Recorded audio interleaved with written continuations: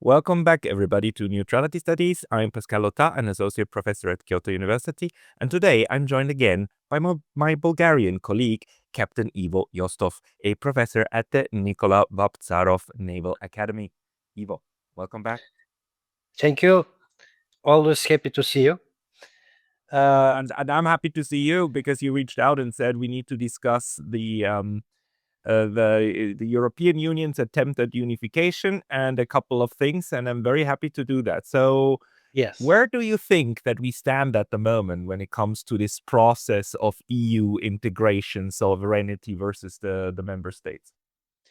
First of all, I think it's a very huge historical process of this unification of Europe. I could say that's it is a fundamental clash now between two views for the world. The first one is the liberal institutionalism. There is a clash between the liberal institutionalism and realism. The liberal institutionalism is a almost quasi-religious belief that that belief in that the history is a linear process towards the liberal democracy and the free market. This is almost one-way movement from darkness to the light, from chaos to the peace and order, from rule of power to the rule of law. And that's the belief of the framework, literal institutionalism, right? Yes. That's the narrative we've had over the last 30, 40, 50 years. You know, everybody now Yes, have the rules-based order. Yeah. Yes, and this is famously encapsulated in Francis Fukuyama end of the history. In contrast with that, the reality rejects to this linear view. The history actually is a circle spiral driven by quite predictable phases of rise, peaks, and declines. Therefore, the, let's say, post-historical peaceful Europe is just vacation from the history. Right. And I think now this vacation is already finished. And heavy decisions should be done. From historical point of view, there are several failures, several attempts to European unification. The first one was so-called Carolingian synthesis. It is Frank Empire. Frank Empire. It was announced on the Christmas Eve in 800, and the ideological pillar of this attempt was religious homogeneity. The Christianity was the main factor, which was unification of the whole people in Europe. Yeah. Let's say Western Europe. Yeah. And may I just add one thing for our audience? Right before we started recording, you told me that currently Europe is going through the sixth attempt. Yes. Doing what you're starting with the first one. The first one being the Hungarians try the first one by Europe under a European framework. Actually, it unified Europe, but for a very short period. Something like 40 years, 42 years later, the nephews of the emperor, they divided the empire on two. Let's say proto-Germany and proto-France. This attempt failed because didn't have institutional organisms. And the main collective power was the will of the emperor. When he died, everything was disintegrated. So the second attempt is the Holy Roman Empire. It is very similar to the nowadays European Union. Yes, it is. This is actually something like a first attempt to create a universal state.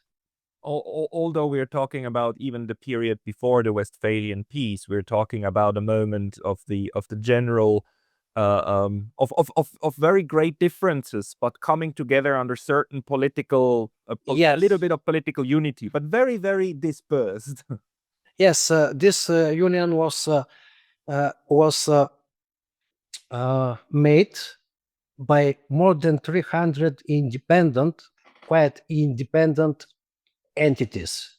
The property of church, lands, cities, commercial and independent republics in this Holy Roman Empire. They tried to create rule-based empire. In Reichstag, there were very strong discussions about the color of sitting places for everything, and the emperor was elected. Yeah, it was very similar to how the Pope today is elected. The emperor with among some crown. Yeah, and this also this election process created a very strong, let's say, money related influence. There was a possibility to have a veto. So for the electors to have a veto. So when it was very difficult to reach to a common decision for this organization, let's say. And actually, this based on rules state was not able to get in front of the enemy when Napoleon appeared. They discussed whatever in the parliament, but Napoleon redraw the map of Europe without asking them. Nowadays, European Union has almost is almost in the same position. It's very difficult. Sorry, do you count Napoleon as the third attempt in your? Yes, Napoleon is the third attempt, but I will speak about this third attempt later. The second one, the Holy Roman Empire, was exactly as European Union cannot get a common decision fast. Probably you remember the events during the war in Georgia. The war ended before Europe Union was able to have any opinion, even common opinion, not decision about those events. And of course, the third attempt of unification is so-called Napoleonic system, Le Grand Empire. It is the change from medieval approach to the state. Napoleon had so-called civil Code Napoleon in 1804, I think. Which he imposed. So his legal code that he imposed all of the territories. All of the territories French in realm. Europe, yeah. Including Switzerland, which Switzerland got rid again of French occupation, but they kept the code. Okay. Hey, very brief intermission because I was recently banned from YouTube, and although I'm back, this can happen anytime again. So please consider subscribing not only here, but to my mailing list on Substack. That's pascalotta.substack.com. The link's going to be in the description below, and now back to the video. So the idea was to have common procedures, to have a standardized contract law, procedures in customs, etc. And it was nowadays the Russians they have such expression the vertical of power. So from the emperor to the last governor, with a very strong administrative centralization in this Napoleon code. And During this attempt, the bureaucracy became a weapon. It functioned as efficient administrative machine, and citizens didn't like that. The citizens didn't like that, and the reaction was very furious in Spain. In Spain, there is so-called guerrilla, is kind of partisan war. In Germany, appeared the let's say, proto-nationalism during this time. And in Russia, when Russia was invaded, the Russian rurals managed to promote to the people this the resistance as let's say, something like a holy war, national war against the intruder. Something very similar to nowadays during this time is the so-called continental blockade. Continental blockade, it's a blockade imposed to the Britain from Napoleon. I think it's something like a cognitive error from his side, because he thought that the industry of Great Britain is very close related to the markets in Europe and will collapse without those markets. But Great Britain very fast managed to reorient the markets to the empire, his empire. Yeah, so it was basically the early 19th century version of today's sanctions. Let's Yes. sanction Britain. And Yes, just as it different speak today, players, but it didn't yes, work back then with the Brits. Yeah. different players, but the ongoing events are almost same. So in the end, the economy of Europe was in a very bad condition.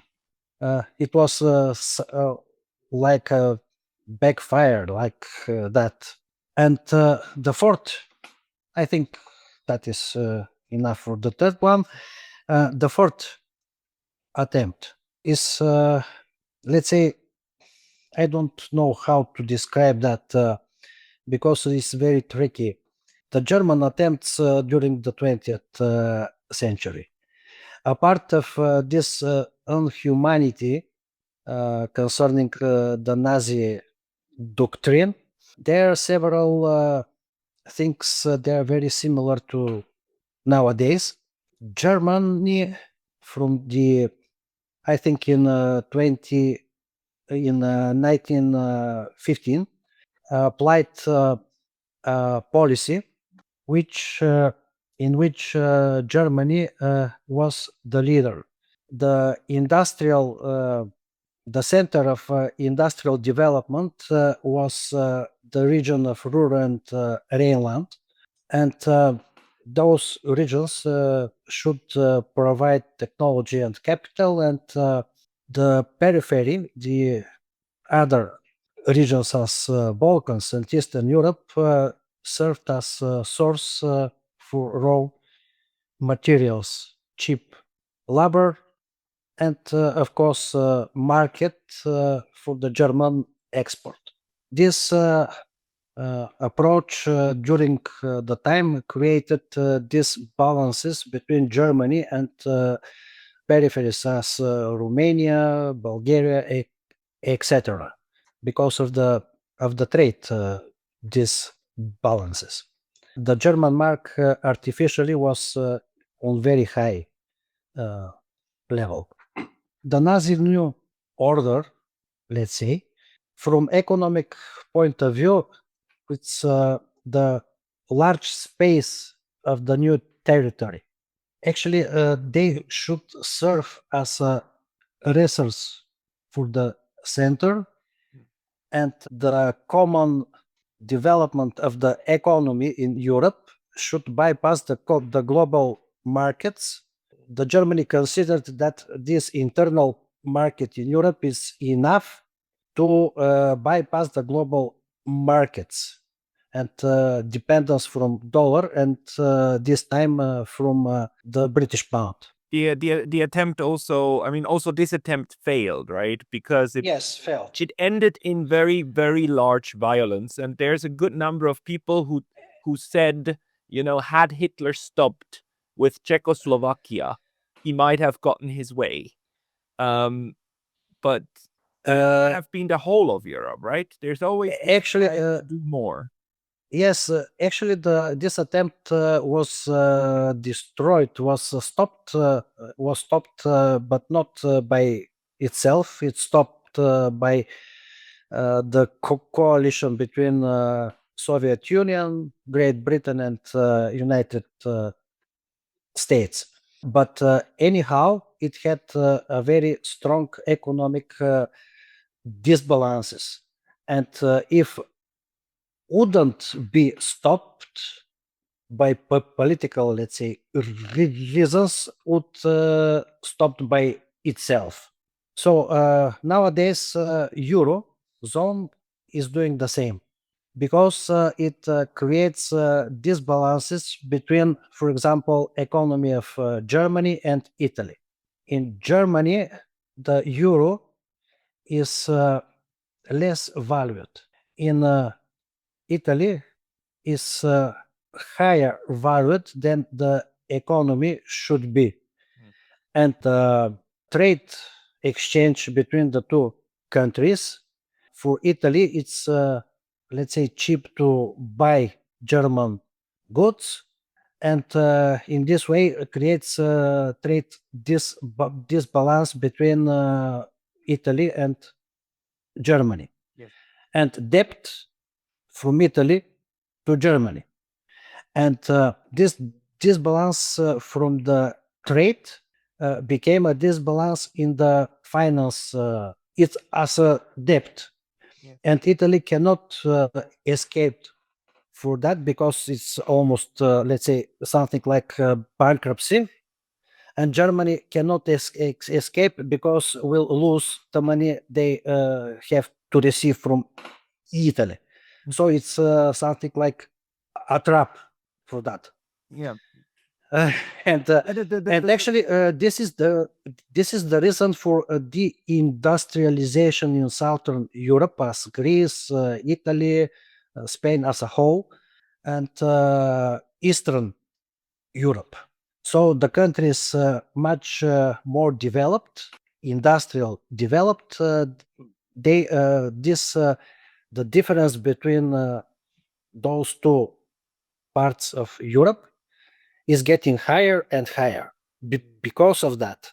Yeah, because if the currencies were not the same, then the Italian currency would actually over time devalue. Will get regulate. Yeah. So it would get cheaper for Germany to import goods from Italy, and that would balance again. Yes. Within nation states, also in Switzerland or others like the US as well, what you do is you have a financial exchange mechanism that you redistribute the profits from taxes. But that's what the European Union doesn't have. They have the currency integration without fiscal integration, at least not to the point where they need it. And we've seen it during the crisis with Greece.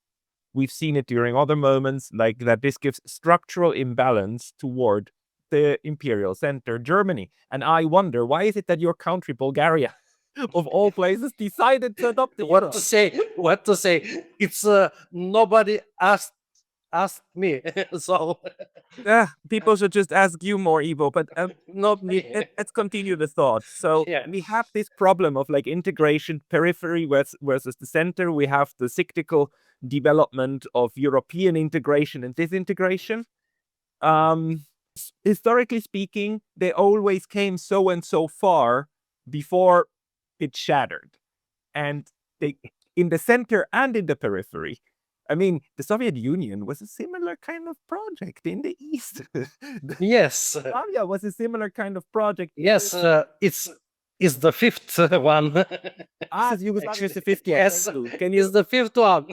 please give me the let's talk a little bit about Yugoslavia, because we tend to forget about it. It was such an important project. Yeah. In my point of view, Yugoslavia was the fifth one attempt, actually, as a check. What would be? And the great powers developed, created this project. You know, such state were included very different countries. Macedonia, Kosovo, this part, southern part, was less industrial developed as in Europe now. And in the northern part, Slovenia, Croatia, more developed and let's say more Western orientated. Different religions, Orthodox, Catholic, Muslim, etc. And up, the leader was alive. Josip Broz Tito was alive. He managed to take the control. But when he died, they approved a new constitution, I think in 1974, something like that, that the presidency should be rotational. And okay, it's a kind of democracy, etc., but very difficult to take a decision, to make a difficult decision in a difficult time. And the exactly as in Europe now, it was let's say the northern part. They didn't want to pay for to balance the southern, let's say. Yes. Yeah. The Slovenia, the Slovenian Republic, and the northern, also Croatia to some part, were unhappy with financing the south. Yeah. So this is the fifth one, and in my point of view, I started with that. Nowadays, the decisions have to be done. Very difficult decisions in Europe, and unfortunately, I don't know why it's like that. Why? Actually, I know how it happened like that. Probably, during the Second War in the Gulf, France and Germany, they refused to be part of this war, and United States decided, no, no, no, no, no. We should, let's say, replace. I don't remember the state secretary during this time. Rumsfeld. Rumsfeld. Mr. Rumsfeld, yes. Yeah, he thought this we should do something to not accept that in the future. And the leaders now in European Union, they have a very strong, let's say, NGOs background. Related to related to US. Young Leaders Program, World Economic Forum. Different. Yeah, we have all of them Yeah. together. Yes, very very successful, kind of slow but gradual. Young, progressive, beautiful, etc. Very clever. Yeah. And I'm afraid that those people, they are very close related to their backgrounds, and they will not serve to the people of European Union. And that's why they are not able to take such decisions in favor of the people of Europe. So But it does beg the question, how do we get out of this? And, in my own classes, I used to teach a class on European politics, and I told my students, look, it is almost impossible, it's very hard, if not impossible, to find a single decade in European history where borders didn't change. The only question is, do they change peacefully or not? Do they change with do they change with force? Even in the 2010s, you can point at Brexit. It's a way to change again the map and who has whose borders. And if you remember, the largest problem was how to deal with Northern Ireland, how to unscramble the egg, because Europe is always in such a process of integrating different issues like economic, currency, political, and so on at different speeds, at different levels, right? And this has been going on forever. But if we've been trying this now for 6 or even 7 times, if we even add the Soviet Union, and we're unable to escape it, this cyclical way of Europe. How do we get out of it? I mean, it can't be that after 6 attempts, we're going to do it a 7th, 8th, and a 9th time. At some point, that I'm not able to accept this. I want something better. I want an escape from I think I wrote an article. It's now in a journal, and I will send you this article to read. But let's say a little bit about that. I suppose you know the Alexander Dugin's theory about the fourth way, fourth theory. I know about him, but I don't know his theory. Can you the gist of it? He thinks that the previous theories, the first one is liberal theory of the capitalism. The second one is Marxist and communist. The third is Nazist, fascist theory. And the fourth should be in the future, having the best from the three previous. He states that all of them had something good, and they, for example, the fascist theory fall down because of this anti-human, let's say, part of this theory. And even more, both the others, they joined against the second. So right. Yeah. The communist paradigm, yeah. Yeah, and that is, but he in his book he yes, it's there in my shelf there. He said that he is a philosopher and cannot describe how the economy should function of so-called the future Paradigm. Yeah.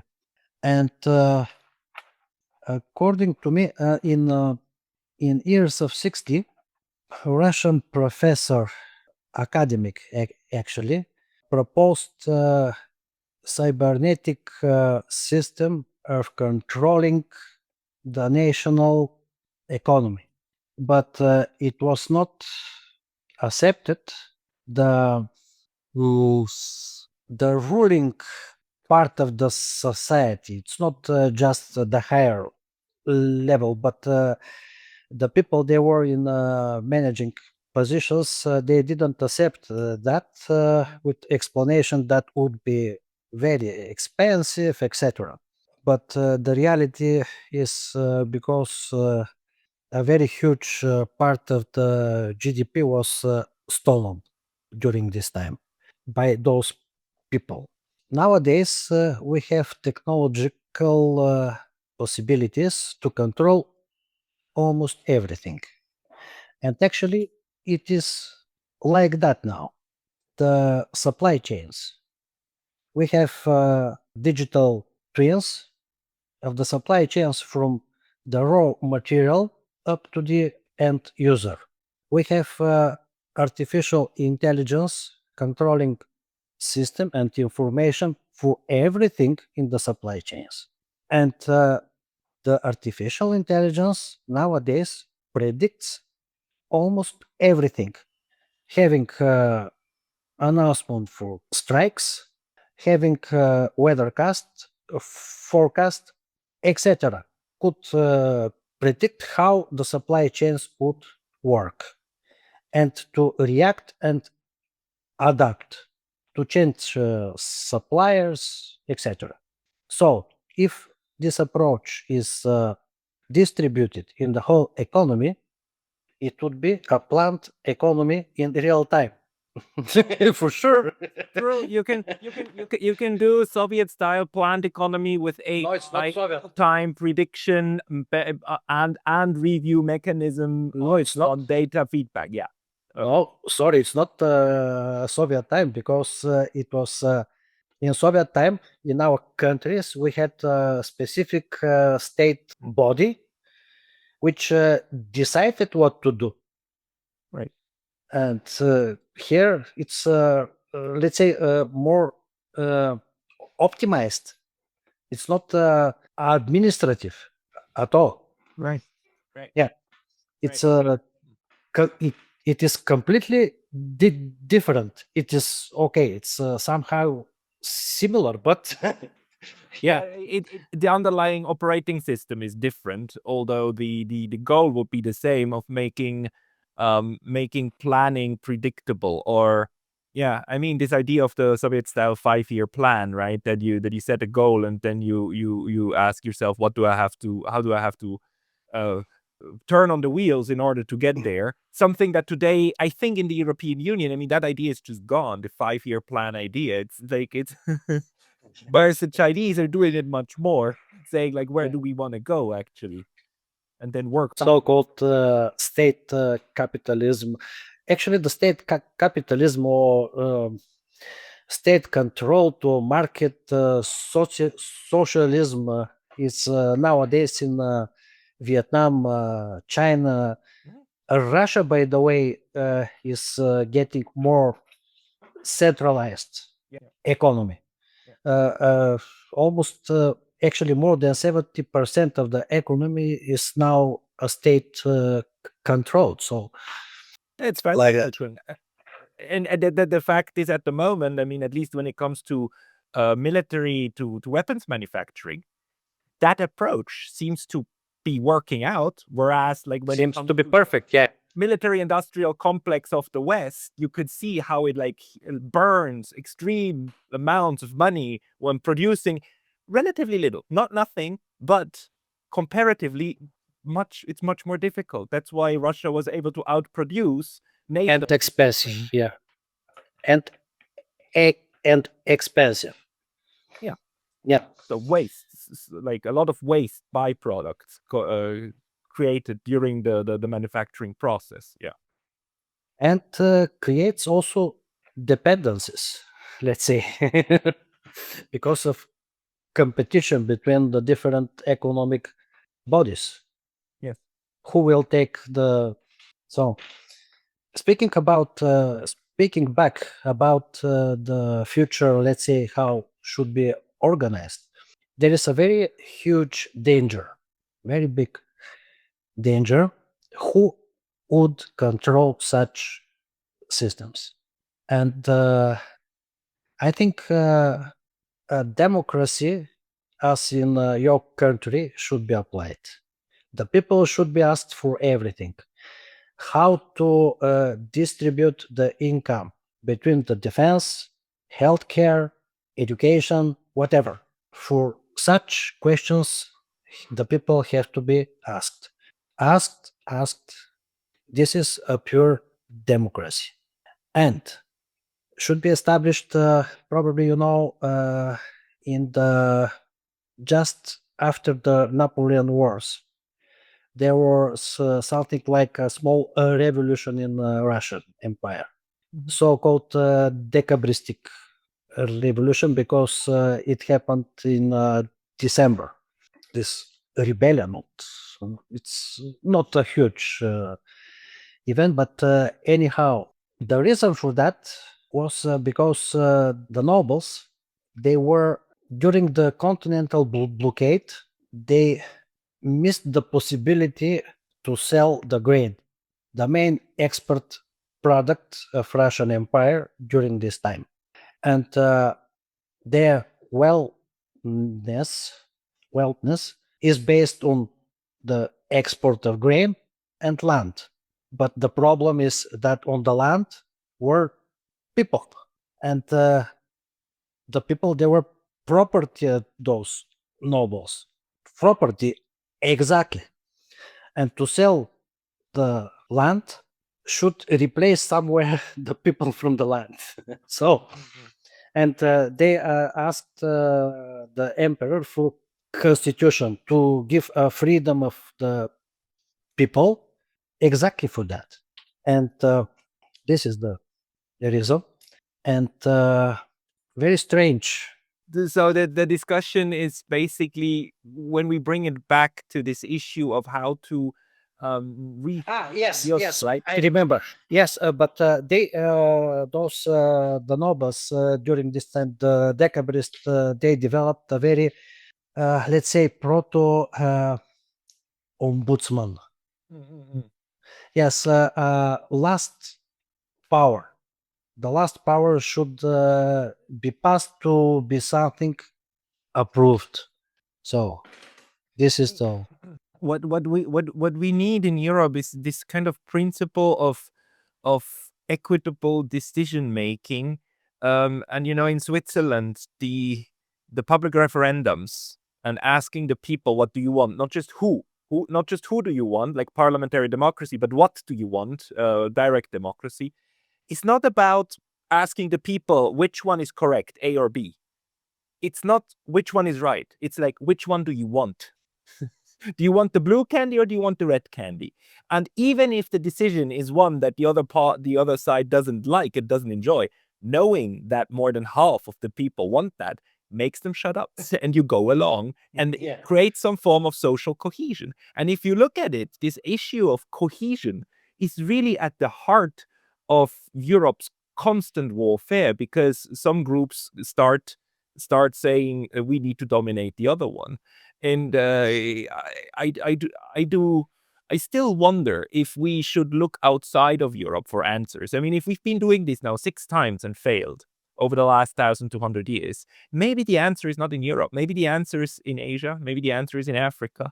Maybe we need to learn from outside in order to kind of to figure out how to deal with this stupid problem. It's a stupid problem that we do this periodically. You know why in the United States there is no such problem? They Because eradicated the natives. yes, okay, but anyhow, nowadays they don't have such problems because they managed to create US nation. And in Europe, the Polish guy is Polish, the Bulgarian is Bulgarian, the German is German. So But my point is they managed to, if had they not eradicated the natives, which had a different structure and were much more ingrained in their localities, it might not have gone that route, right? They've replaced the indigenous with like mainly white Europeans and slave Africans, blacks, and put them everywhere. And that kind of got rid of this locality problem that Europe has, right? That we have different perceptions between the Bulgarians, the Swiss, and the Portuguese, right? Of how we are best organized and how we want to do things. The Americans, modern Americans, kind of really did a very radical thing, like a genocidal thing, right? But it kind of distributed the political preferences in a way that is, I think, less conductive to civil war and more conductive to state building the way that we've seen it over the last 150 years. to say, I don't know. We're twisting. I don't know. In my point of view, the future, I think there are two possibilities for Europe: to go back to the nation states, strong nation states, national sovereignty, or to convert Europe in a history, in a something like museum. Very beautiful, precious. Somebody has to guard Mhm. and do money by demonstrate that without creation new products, without to refuse to be part of the future, just a museum what it was. The other possibility is to reindustrialize Europe, to stimulate indigenous families to have more children, to repopulate Europe, based on traditional Values. myths, values as a whole, yes, religious, whatever. So this is two possibilities for me. The first one is also related with replacement of the population we see now in Western. In Eastern Europe, not so heavy, but in Western, with a lot of million not indigenous immigrants, not from Europe. I don't know. I mean, that's the other one, right? I mean, just integrate Europe into the rest and actually be open. I mean, as Glenn Deason in one of his books wrote, or he put the title of one of his books. It's not his sentence, but it's one of his books, right? Europe as the Western Peninsula of Eurasia, right? Yes. Right. It's like I saw some. I also saw this somewhere, this expression. it's weird when you think about it. Like Eurasia is really the only continental landmass that we like mentally split in two. Yeah, The only one. We don't do it Yes. with Africa. We don't do it. from geographical geographical point of view, it is like that. Yeah. Obviously together, and Europe is the smallest slither of it. And actually, if you look at the historical developments, even of the last 1,500 years only of Asia, there's actually very similar dynamics, of the rest. It having to do with the fact that whenever you travel 50 kilometers, people start speaking differently all over the place. And I keep telling my students, if you go to Google Maps can give you turn-by-turn direction how to walk from Portugal to Singapore and Vladivostok. They're one big landmass. You can drive by car. Singapore is island, but you can reach it via a bridge. So still works. Yeah, it's a funny thing that Europeans, that we think we're separate from the rest of Asia. Ivo, this was a very interesting discussion with you. Thank you very much for taking us through the six cycles. Is there anything you would like to add, or people who want to find you, where should they go to read your papers? My papers are free in everywhere in internet, in ResearchGate, Google Scholars, Orchid, whatever. I will try to link them in the description box below. Ivo Yotsov, thank you very much for your time today. Welcome. Bye bye.